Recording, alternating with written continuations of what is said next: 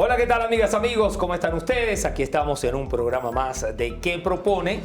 Y seguimos revisando las distintas propuestas que nos han hecho los candidatos a quienes hemos entrevistado a lo largo de nuestro programa y en distintas ocasiones.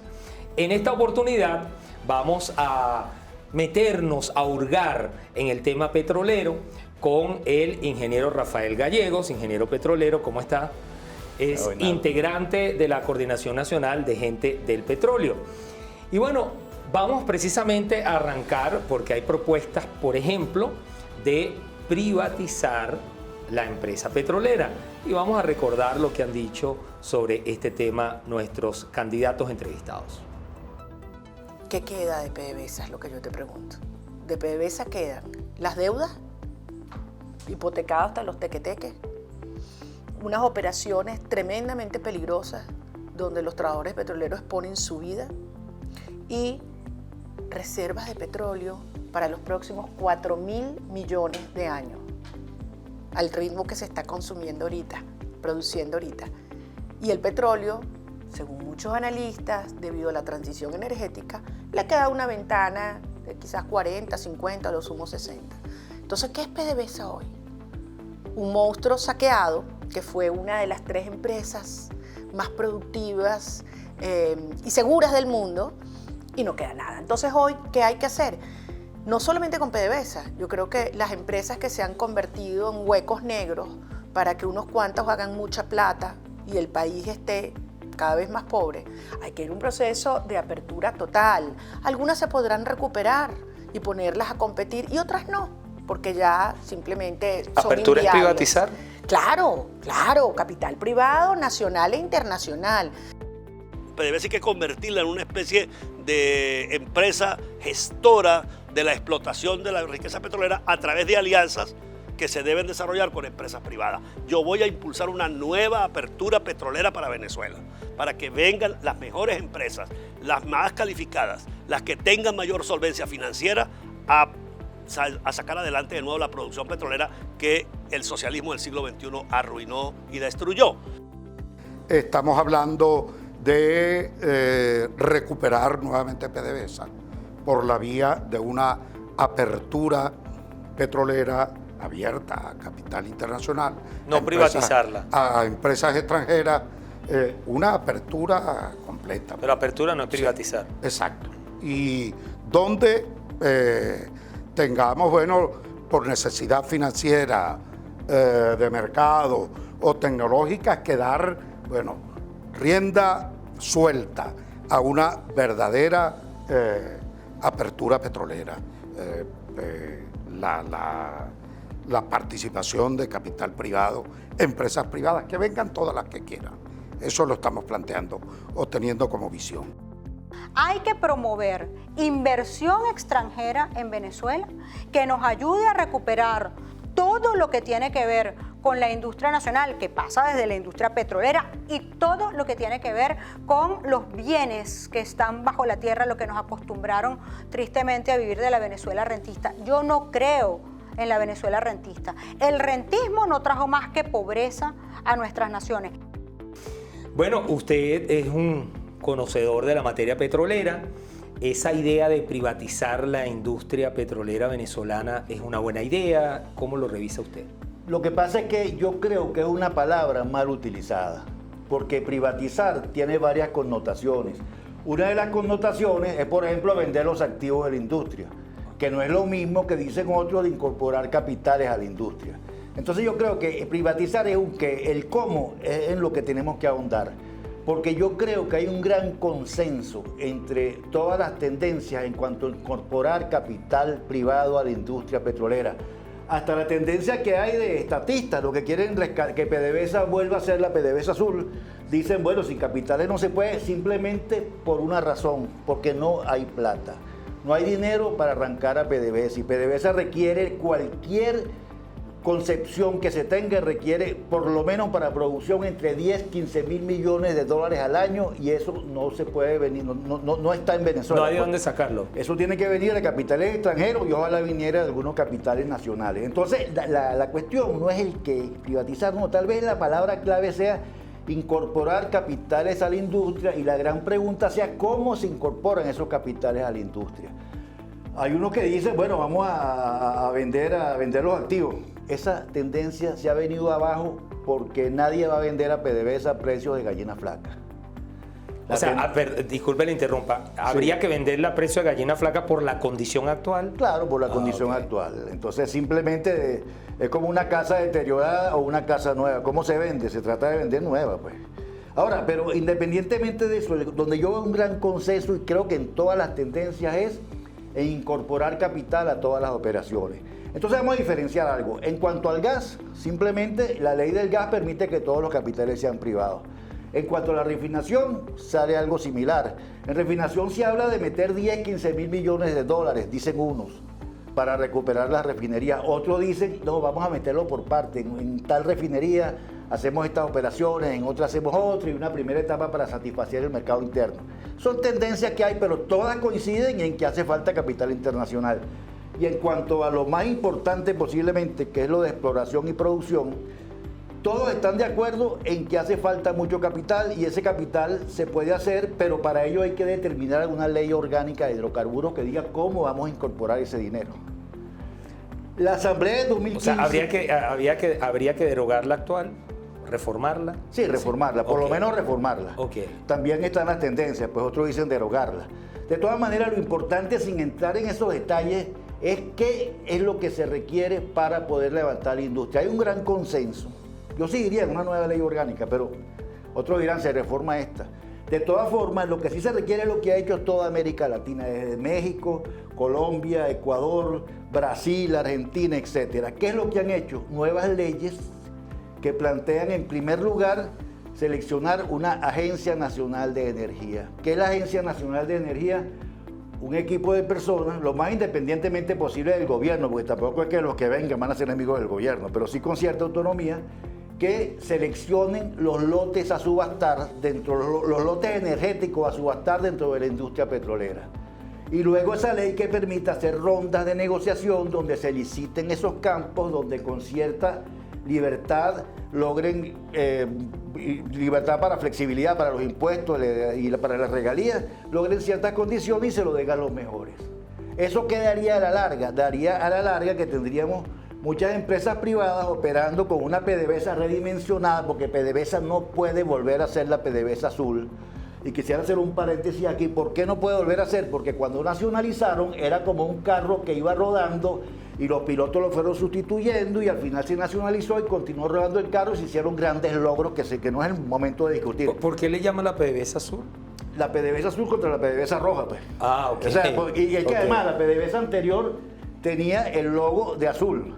Correcto, entonces es una manera de decir, por supuesto que ni esta es azul ni aquella es roja, pero aquella PDVSA no es recuperable. No es recuperable, ¿por qué?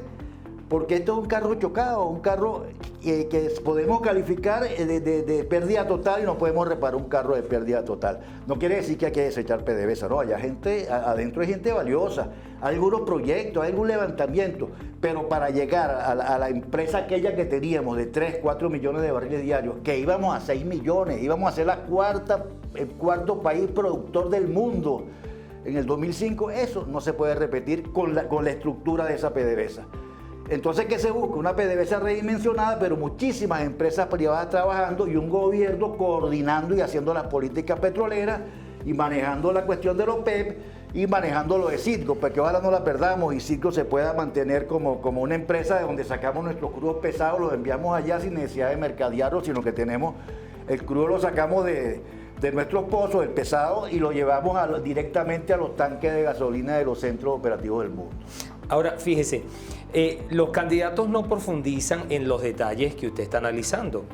De hecho, cuando usted habla de esa PDVSA azul que no puede volver porque la estructura hay que cambiarla, yo pienso en estructura, pienso que ahora PDVSA tiene, no sé si como 100.000 trabajadores todavía quedan porque se ha ido un gentío, sino los candidatos no hablan de que PDVSA no se puede mantener con esa cantidad de trabajadores porque es completamente inoperativa. No, hay una cuestión, PDVSA es inviable recuperarla hacia la anterior, porque nosotros éramos 46.000 trabajadores Con los contratistas creo que llegaba a 60 y pico mil. Con los contratistas no, con los empleados contratados. Y actualmente PDVSA llegó a 170.000 trabajadores. ¿Cuántos tiene? No sabemos. Sabemos que muchos se han ido, pero también desde el año 2016 PDVSA no saca memoria. Entonces no podemos saber cuántos hay. Sin embargo, yo creo así que puede haber más de 100.000. Es mucho. Es muchísimo, sobre todo porque los 46.000 anteriores producíamos 3,5 millones de barriles y íbamos a 6 o a 5,5, y los actuales producen 700.000 barriles, que definitivamente de allá es muy difícil que pase PDVSA. Con toda la buena intención que pueda tener, es muy difícil que lleguen, por ejemplo, al 1 millón de barriles. ¿Por qué? Porque para producir más se requiere taladro, se requiere dinero, se requiere una serie de aspectos, se requiere estudio, porque no es que vamos a perforar aquí en este sitio, no. Para perforar en un sitio primero hay proyectos de ingenieros y geólogos que están trabajando y hacen los planes, que eso cuesta dinero. Después hay que traerle el dinero y hay que traer los taladros y hay que traer a la gente preparada, etcétera. Bueno, eso requiere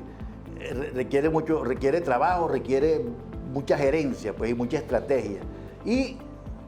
Pero lo importante de la industria petrolera venezolana es que hay mucha reserva. Hay mucha reserva de petróleo, mucha reserva de gas, mucha capacidad de refinería, y sobre todo lo que yo siempre he dicho, que Venezuela es el país que tiene más técnicos petroleros por kilómetro cuadrado. Aquí hay como 30.000 técnicos petroleros capaces de incorporarse de alguna manera. ¿Todavía están? Sí, no se han ido. No, bueno, aquí y afuera, pues. Ok. Claro.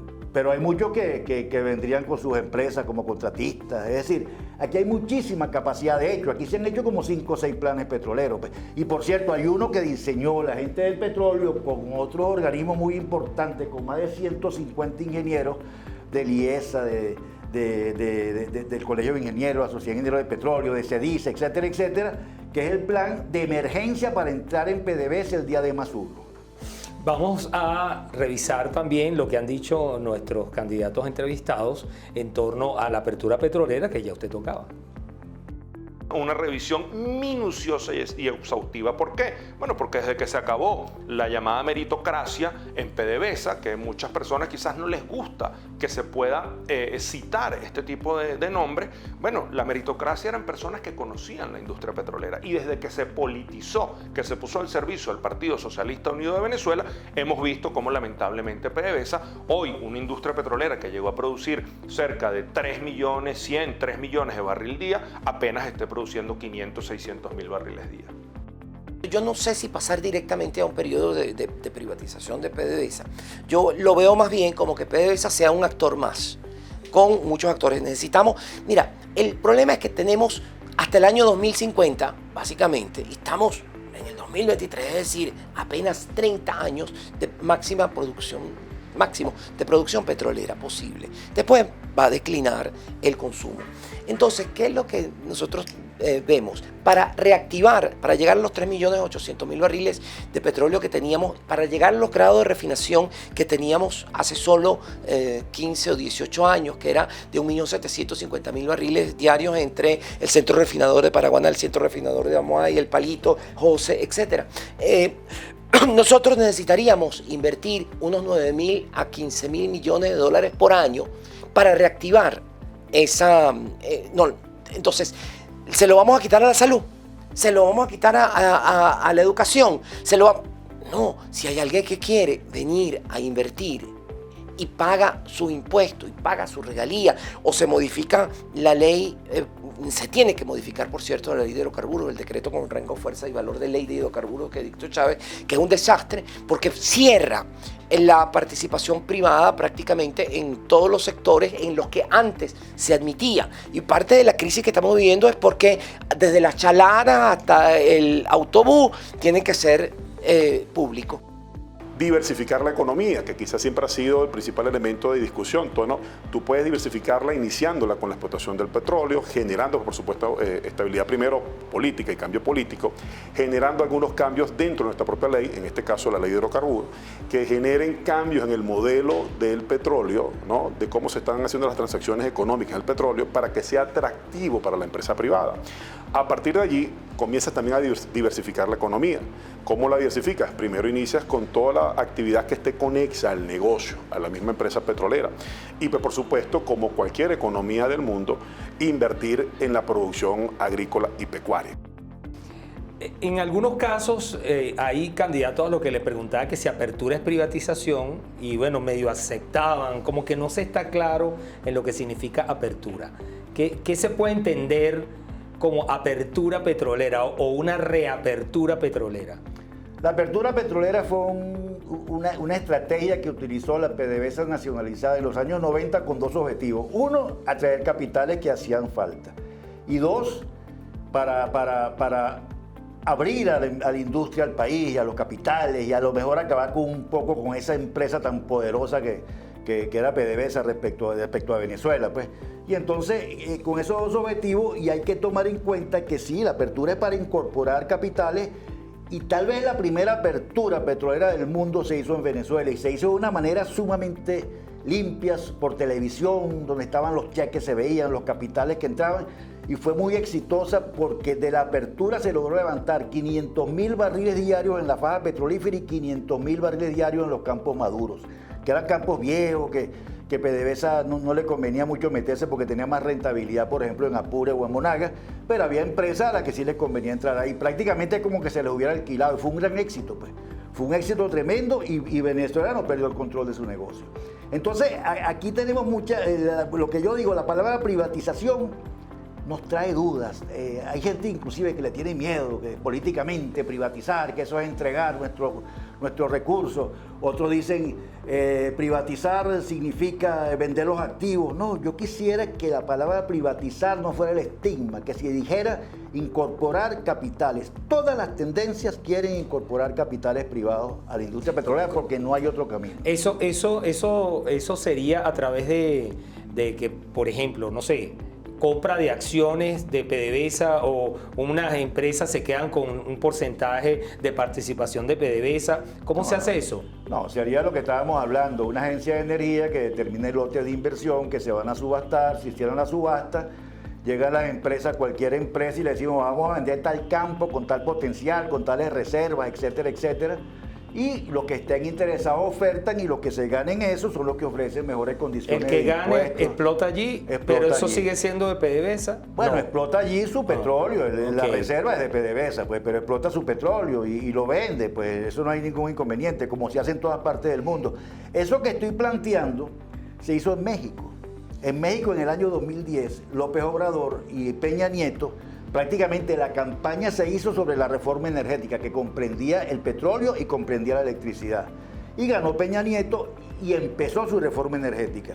Con la reforma energética, nada nuevo bajo el sol, lo mismo que utiliza toda América Latina. Comenzaron con agencias de energía que cogieron los lotes, ronda de licitación y subasta. Bueno, se lograron en México incorporar 150.000 millones de dólares para la explotación petrolera, claro, en varios años, y había expectativa de llegar a 200.000. Lo que pasa es que cuando ganó López Obrador, lo primero que hizo fue paralizar esa apertura y, bueno, y siguió con Pemex. Pues. Eso es cuestión de cada país hacer lo que le parece. Pues. Sin embargo, Brasil es el gran productor petrolero de América Latina. Brasil va por 4 millones de barriles y va para 5 con un esquema similar a ese. Porque ningún país puede producir petróleo sin capital internacional, por lo menos en América Latina. Cuando usted dice agencia de energía, ¿eso no implica eliminación, por ejemplo, del Ministerio del Petróleo, de la estructura de la presidencia de PDVSA? No. Eso es como un organismo ad hoc que se encarga específicamente de eso. Bueno, vamos primero con el ministerio. No implica eliminación del ministerio porque el rol del ministerio es hacer las políticas y controlar la operación. La agencia de energía lo que se va a ocupar es de escoger los lotes que se van a subastar, que no es cualquier cosa, pues decir, vamos con esto, no vamos con aquello.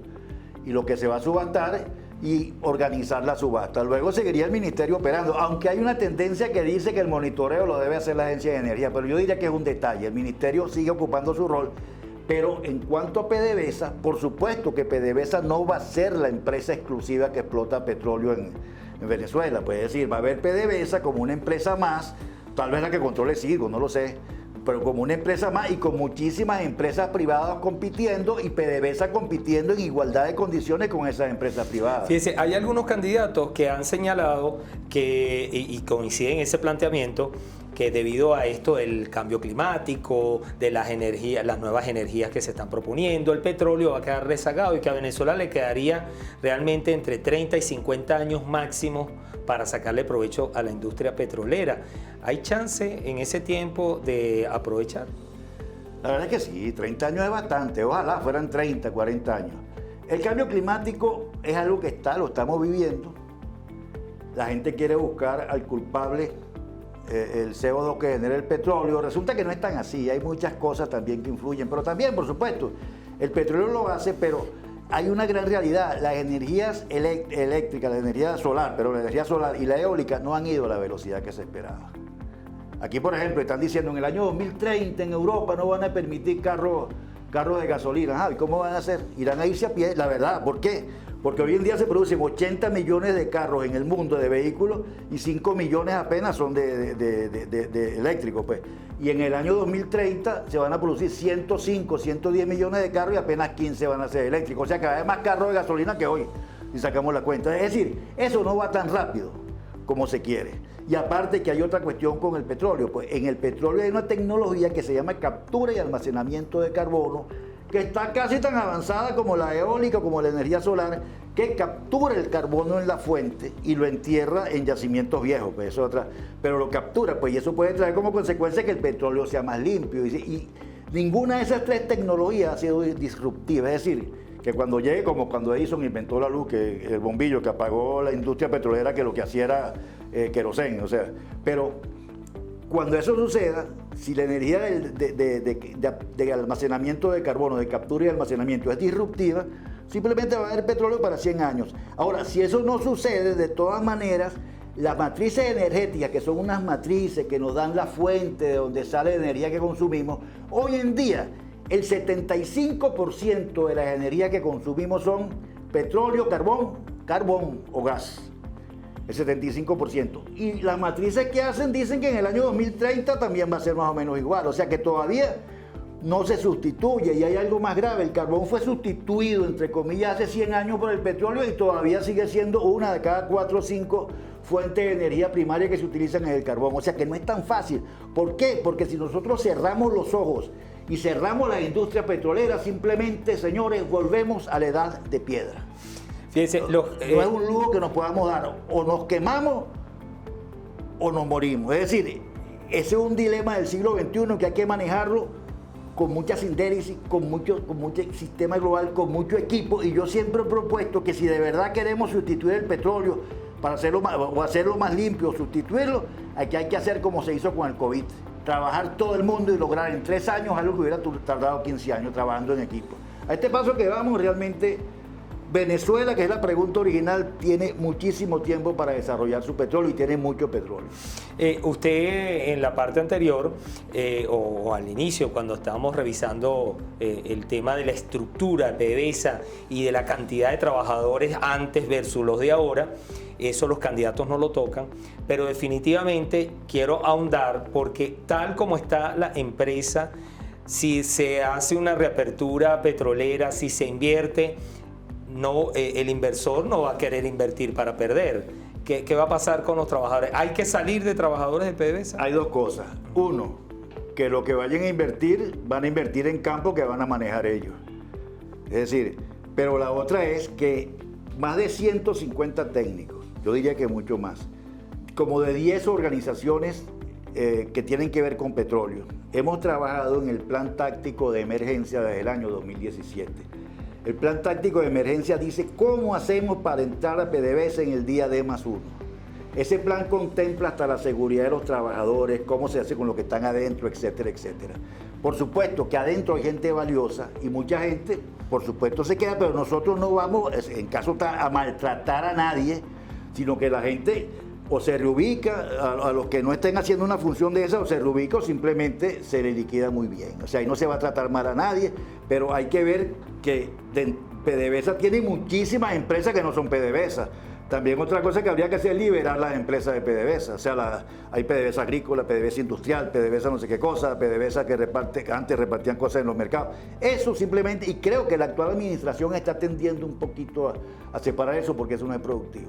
Es decir, la gente no va a salir perjudicada. El plan contempla estabilizar las funciones de PDVSA hasta que venga la aplicación de una nueva ley orgánica de hidrocarburos. Un plan muy bien diseñado. Creo que todos los políticos en general están de acuerdo con hacer eso, inclusive hasta los del gobierno, diría yo, porque saben que PDVSA no es viable a pesar de que hay algún esfuerzo, de que están 700.000, de que vino Chevron, pero hay que estar claro en algo. Con el esquema actual, está Chevron, posiblemente parece que vienen Eni y Repsol con la parte del gas, que es muy importante. Por cierto, acaban de subir los precios del gas, ahora sí va a pagar gas todo el mundo. A $3 por BTU, más o menos, por millón de BTU. Entonces, estas cuestiones de la empresa, de la industria petrolera, vienen cosas diferentes, pero esas cosas diferentes les conviene a todo el mundo, porque lo que no puede seguir es PDVSA como está, y con Chevron, y con Eni, con Repsol, que es algo así como una excepción en las sanciones que hace el gobierno de los Estados Unidos, la producción no va a pasar de 800.000, 900.000 barriles, y Venezuela merece un país con 3, 4 millones de barriles, pues.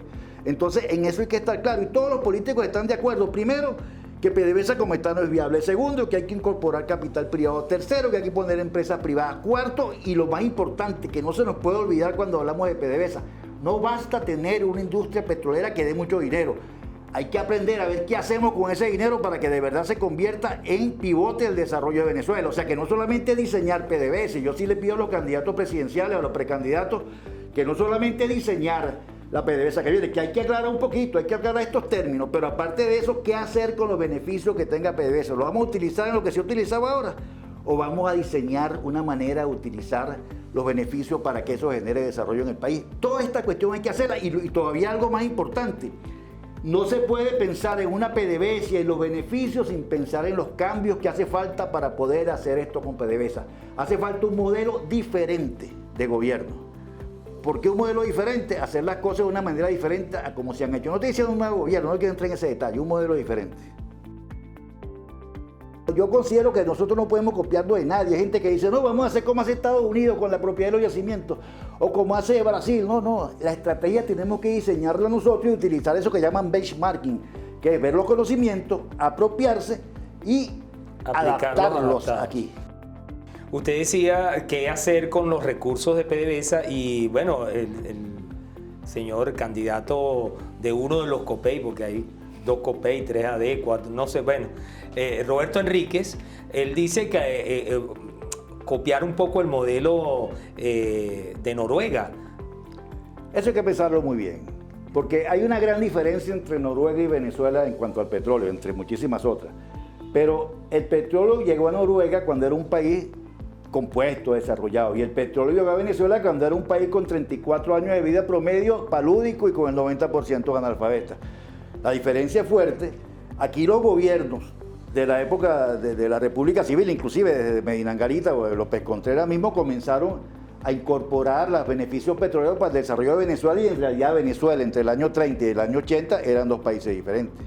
El problema es que después, con el petroestado, a nosotros nos perjudicó muchísimo cuando el primer gobierno de Carlos Andrés Pérez pasamos de 14.000 millones de bolívares de presupuesto a 42.000 millones en un año y comenzó la gran Venezuela. Pasó el efecto Venezuela de Pérez Alfonso. Digo, Venezuela con tanto dinero se va a convertir como un limonero que se gana el primer premio de la lotería y comience a comer 7 veces al día y se descompensa. Venezuela va a ser un país descompensado. Eso nos pasó un poco. Sin embargo, el gobierno lo había hecho bien, es posible, es decir, si hubo grandes avances, luego grandes derrotas, porque Chávez no es de generación espontánea, pues aquí había un cuadro feo en los años 90. Pero además de eso, es importante que tengamos en cuenta que el país no puede copiar, por ejemplo, a Noruega. Eso es parte de un esquema. ¿Cómo hacemos para que participe la gente? ¿Cómo hacemos para el ahorro? Pero por lo menos copiarlos exacto en el ahorro. Podría ¿no? hacerse, pero de una manera estratégica. Yo considero que nosotros no podemos copiarnos de nadie. Hay gente que dice, no, vamos a hacer como hace Estados Unidos con la propiedad de los yacimientos, o como hace Brasil. No, la estrategia tenemos que diseñarla nosotros y utilizar eso que llaman benchmarking, que es ver los conocimientos, apropiarse y adaptarlos aquí. Porque si uno se trae una vaca que produce 15 litros de leche en Suiza, lo trae aquí al llano y se la comen los gusanos. O sea, hay que adaptarla, hay que Eso mismo hay que hacer con la tecnología y con las estrategias. Ya nos queda poco tiempo, pero usted hablaba de un plan que han diseñado ustedes, gente de petróleo y otras. ¿Ese plan se lo entregaron a los candidatos? ¿Está en manos de todos los candidatos? Algunos candidatos se los hemos dictado. Se lo han hecho Ayer llegar. se lo dicté a uno que no voy a nombrar y a otros sí, a varios. Yo creo que no a todos de los 13, pero estamos a la orden, para eso estamos.